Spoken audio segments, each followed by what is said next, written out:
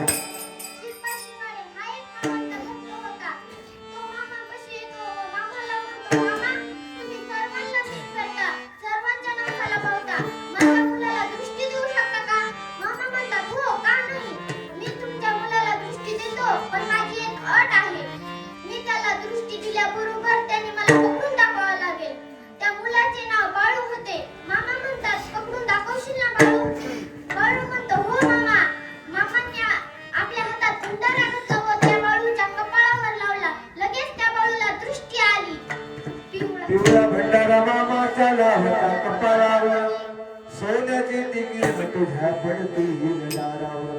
वैरी दुश्मन पाहत जात पळून, वैरी दुश्मन पाहत जात